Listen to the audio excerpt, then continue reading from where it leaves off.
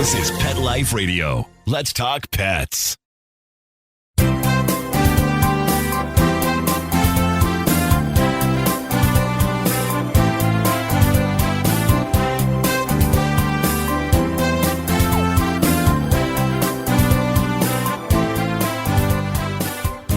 Well, good morning, good afternoon, wherever you happen to be this lovely Sunday, at least here in LA, gorgeous Sunday morning.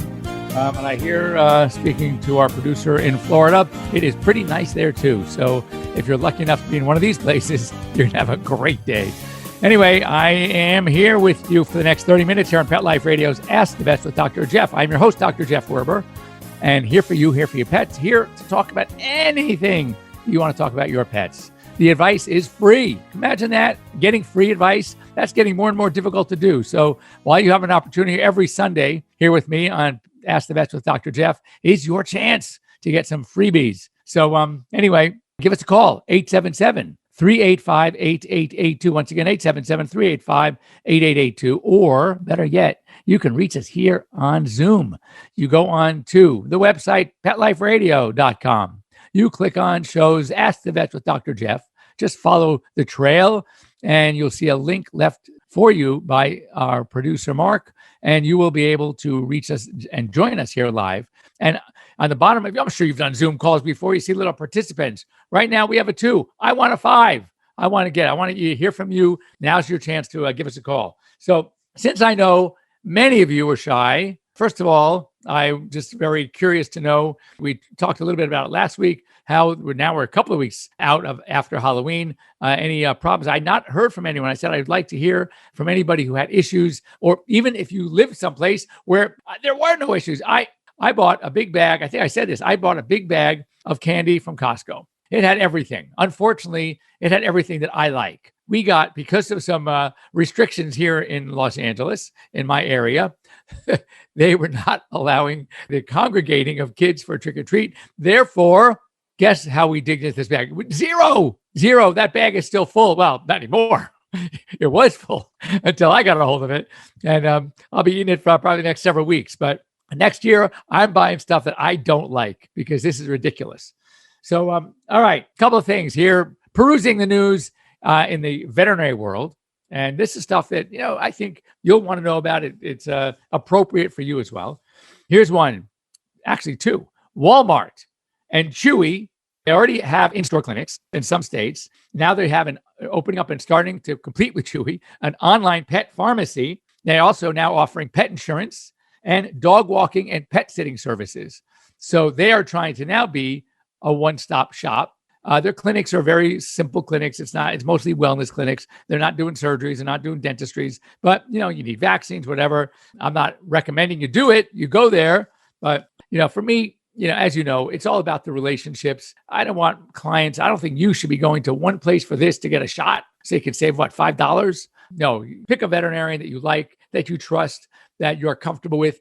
And as importantly, your pets are comfortable with. And that's the key. And trust me, they know. Dogs and cats know. There's a relationship that you develop with them. And I get more tongue than anybody I know. I have dogs coming into my office, and instead of cowering and peeing, they're jumping on me and peeing out of excitement, not out of fear. So that's what I would recommend. Now, Chewy, they launched a telemedicine service. It is nothing like AirVet, but they're also offering compounded drugs. So, and this is for veterinary offices too. So when you have that weird drug, or it's a pill that you like to make into a liquid, now Chewy, for veterinarians, we can offer them, we can call it in, or you can call it in. They will contact us, your veterinarian, for approval on the request. And you can get the stuff made with chicken flavor, whatever. Probably they can also make for cats who we know are very difficult to medicate, even in liquid, especially pills. If you want to lose a finger, try to give your cat a pill. But if they are better with liquid, but now they can have these gels. They're transdermal, and you can put a little bit on the ear and the inside of the ear flap, and it'll absorb into the body. So that's pretty cool. It's an alternative. About their telemedicine service, just so you know, it runs only 8 to 8 Eastern time. It's text only. So it's no live video chat. The doctor you're talking to can't see your animal. It's just all text chat. And it's only in 37 states so far. And it's only if you're on auto ship. So obviously they're using it to lure you into, well, if you want to use this, you got to join auto ship. You join auto ship and you're toast, because that stuff is coming whether you want it or not. So I would just FYI, but it's out there. It's out there for you. Second story. This is interesting. Wolves are actually helping populations at Yellowstone National Park. And you say, whoa, helping? What do you mean? Wolves are killing. They're a menace. So there is a disease called CWD, chronic wasting disease. And right now it is becoming pretty prevalent in our national parks. We see it in deer and a lot of the other cervids, all these animals that are in that family. And how are the wolves helping? Well, the animals that are coming down with chronic wasting disease are obviously sick. They're slower. They're not moving. And they're the ones that the wolves are catching. And the wolves can't get chronic wasting disease. So they're eating these animals and pulling it out of the population before they can transmit the disease to other healthy animals.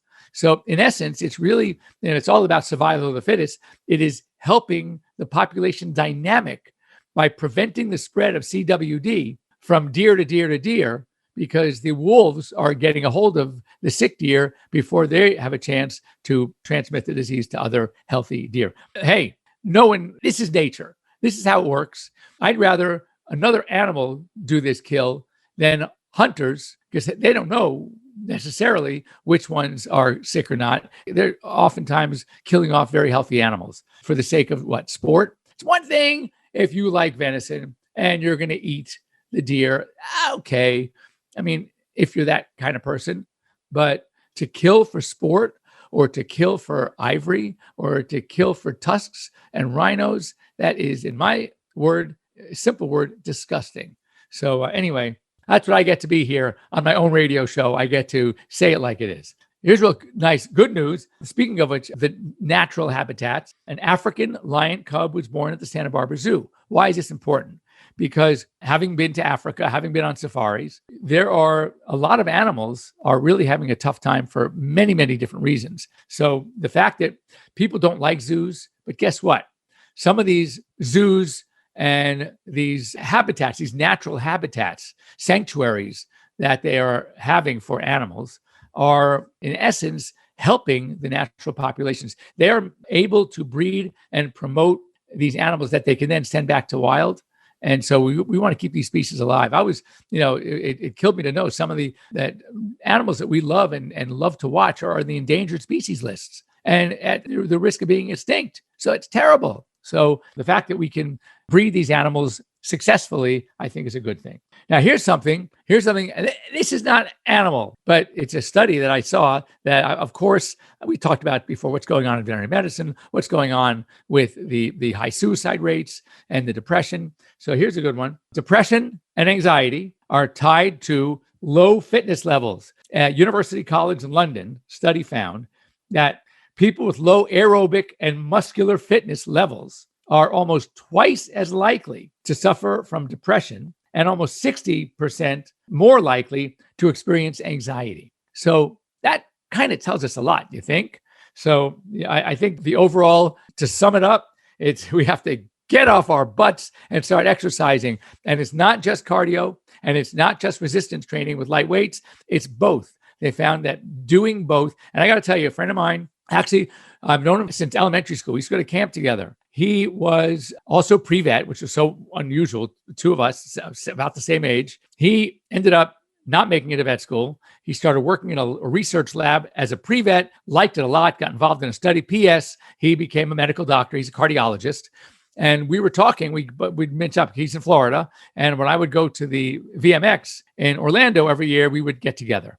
And he's told me this years ago, that in as good a shape as he's in, and I try to stay in good shape, remember, it's a combination of cardio and muscle training. So keep doing some kind of resistance. You don't have to be buff. You don't have to be lifting heavy weights, but just some sort of mild resistance training. And not only is it good for us physically, but it's going to help us emotionally and mentally as well, cutting down depression and anxiety. Going on right now, today through tomorrow. You can find it on YouTube and on Facebook. That's right, YouTube and Facebook. It's the Genius Dog Challenge. Who is the smartest dog? It's down to 6 finalists. They're usually the herding dogs. Border Collies and Australian Shepherds are really good at this. And they're looking for the world's smartest dog, and they're competing for the title. It's being live streamed right now. Now, the winner is going to be the one who can remember the most names of toys. There was a book out from a professor whose dog had a vocabulary of over 1,000 words. He was on TV. It was really amazing. What would he do? He would take like 50 stuffed animals and he'd put them in front of the dog on the floor, and he would go and tell the dog to go find, Gene or Billy or Sam or Steve. And he named them all. And this dog knew every single one of them. He would wow everybody. And it was so unplanned that he would even give a list to the host of the toys and what they were and the name, and the host would read them off. So he couldn't even tell. It was not like it was any kind of, a pattern. Sometimes dogs are really good at learning patterns. So anyway, really cool stuff. And this is also very nice. This is a snake bite drug. I'm going to try to pronounce the name. It's called Varisplatib, Varespladib, Varisplatib, and it neutralizes venom in snakes. That's what it's used for. And it alleviates some acute respiratory distress syndrome, which is something that we know happens in snake bites. Well, guess what? What other disease do we see acute respiratory distress syndrome? A disease that's happening big time right now, and it's always in the news. Well, COVID. And they find that Varisplatib, this drug, can also help prevent acute respiratory distress syndrome that we see as a hallmark in SARS-CoV-2 virus. So that's something that's really cool. And again, where did it come from? Came from the veterinary world. And as we say, a lot of good stuff comes from the vet world. Don't think it's always we, the veterinarians, are getting it from the human side. A lot of times the human side is getting it from the animal side. And speaking of which, there's still vaccines out there that are really, some of them are coming from the veterinary world because, again, we do see we see coronaviruses in our animals. Anyway, at that time, we're going to take a quick break. When we come back, and I get this a lot, as I said, taking calls from AirVet on the platform. What do you have in your medicine cabinet or around the house that is safe for your pets? Because it worries me when people just think they're going to go grab something, like it happened to be one of my recent calls. And we're going to talk about that what you can get away with, what will work in a pinch to get you, while you're trying to get to your vet, and what you should stay away from at all costs. Don't go away. We'll be right back.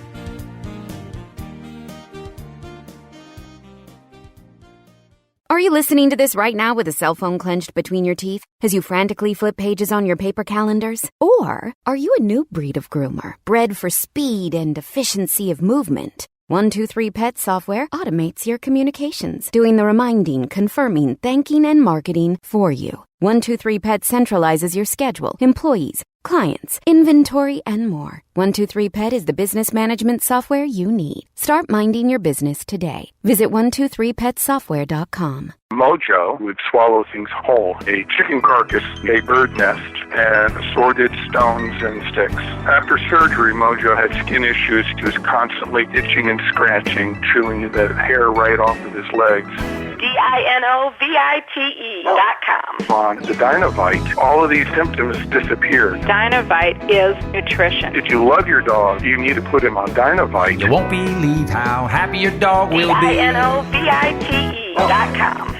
Help your dog from the inside out with Caniotic Daily Probiotic for Dogs. Caniotic's superior and exclusive technology makes it the only dog probiotic from the dog for the dog. Your dog's gastrointestinal tract is important to their well-being, and a daily dose of Caniotic is one easy way you can support it. Caniotic, Caniotic, is available on Chewy.com. Add it to your cart today and give it a try. Let's talk pets. Let's talk pets On Pet Life Radio. Pet Life Radio. PetLifeRadio.com.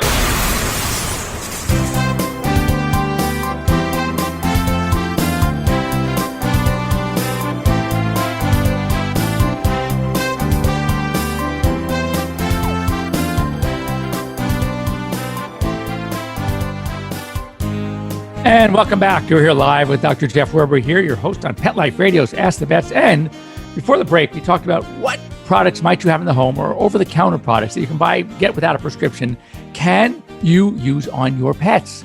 Because as a telemedicine doc We are always faced with giving suggestions because in most states, I think right now it's all but 12, one has to have a VCPR, a veterinary client-patient relationship, which means that we have to have a hands-on exam to establish that relationship at least once a year in order to prescribe and to diagnose. So oftentimes I'm faced with just giving some suggestions based on success that my clients have had with things that you might have around the house. So let's talk about some of the ones that are okay. That, again, you always want to check with your veterinarian if you can, but you can find doses online, but things that you can use, for example, omega-3 fatty acids for dry, itchy skin, sprays, antibacterial and antifungal sprays. You can get them online pharmacies. You can get them at pet stores. Anything that has ketoconazole, chlorhexidine, benzoyl peroxide, things like that are okay to use for pets. Benadryl, chlorpheniramine. So a lot of times people push for, they want to use antihistamines because their dog is scratching or the dog has a skin problem. Well, guess what? Allergies in dogs are typically not mediated by histamine. So if histamine is not the cause of the allergy or the cellular mediator promoting the allergic response, what good is an antihistamine going to do?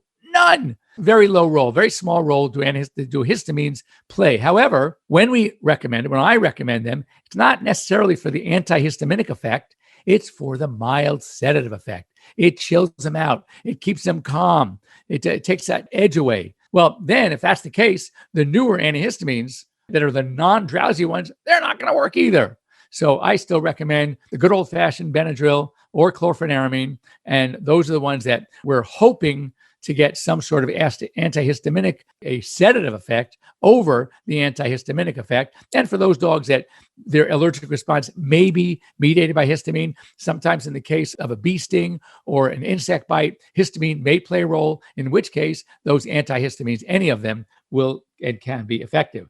Most first aid ointments and sprays, things that have triple antibiotic, mupirocin, neomycin, polymyxin, neosporin, those are okay. The one thing about ointments is that you want to put them on very thin. If you put them on too thick, they're going to lick them off. It's going to bug the you-know-what out of them. So you want to apply them very thin.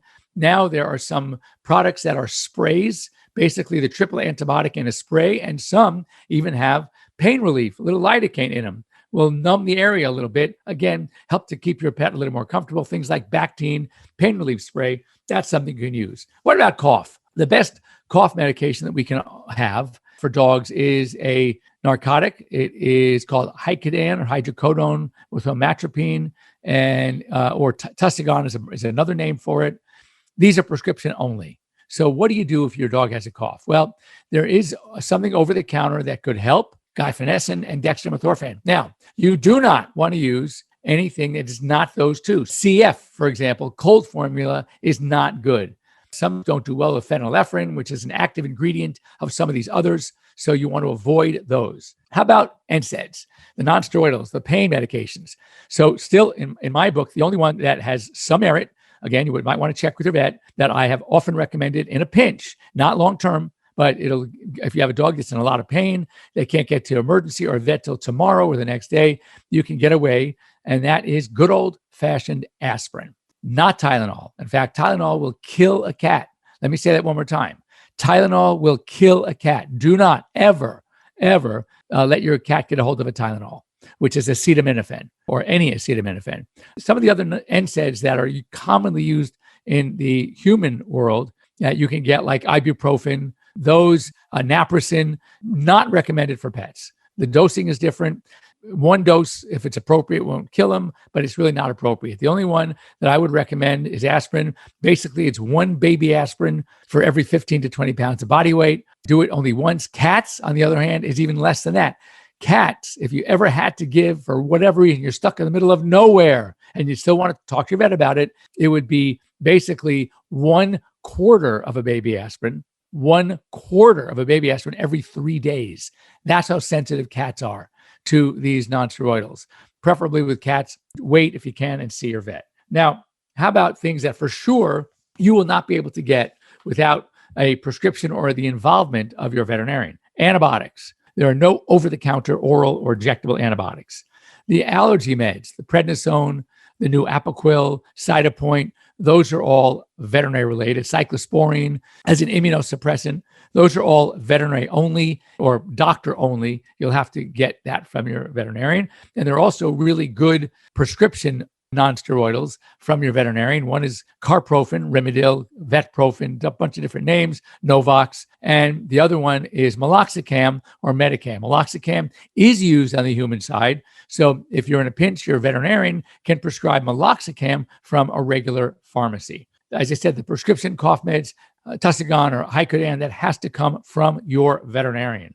Antifungal medications, Sporanox, Fluconazole, Itraconazole, Ketoconazole, all prescription have to come from your veterinarian. The insulins, whether it's, Glargine or Lantus or Humanil N, any of those, common Vetselin, they all have to come, PZI, all have to come from your veterinarian. Those require a prescription, as do the needles. So again, you need to talk to your vet. Stronger pain meds, the narcotics, of course, prescription only have to come from your vet or from a prescription. Typically, a lot of these, you can't do it on the phone. You have to walk into the pharmacy with a prescription written on a specialized prescription pad from your doctor. And as I mentioned, the veterinary non-steroidal anti-inflammatory. So if you have any questions about what you can get away with, what you can use, the reason why it's become such an issue now is I've spoken to hundreds of pet parents that even though they have veterinarians, they can't get to them for 2 or 3 weeks. Well, guess what? An animal in pain cannot wait 2 or 3 weeks. So there are some work that a lot of the telemedicine companies are doing because of this. The limitations in most states, including California, are absolutely insane, absurd. The fact that we cannot see an animal, see a rash all on video, and say, you know what, that is a skin rash. It's infected. I see the scabs. I see the redness. We can start on an antibiotic. And I can't call it an antibiotic is really, pardon my French, pissing me off. And it's happening a lot because animals are suffering. And as I said, I took an oath to relieve animal suffering.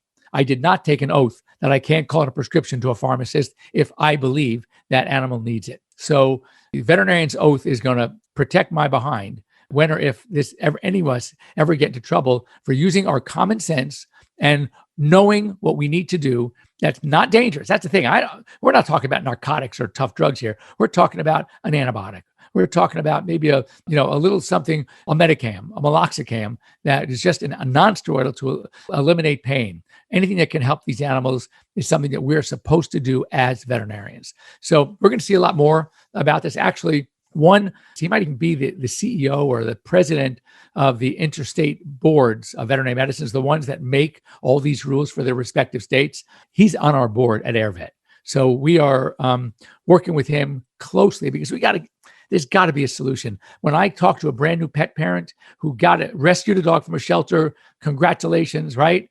And I say, so you need to get him in. We need to start shots. You need to check up. Oh, we cannot get in until January. That's ridiculous.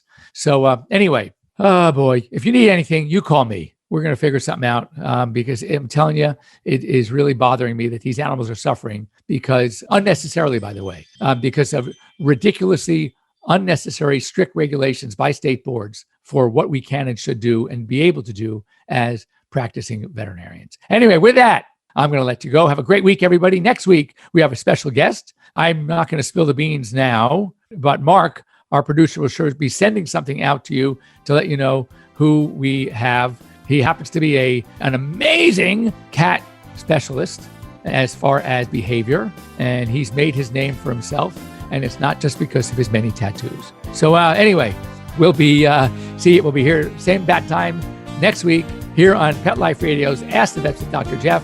If you need anything, you can reach me at drjeff@petliferadio.com or go on to AirVet and set up a consult. Have a wonderful week, everybody. We'll see you next week. Let's Talk Pets, every week on demand, only on PetLifeRadio.com.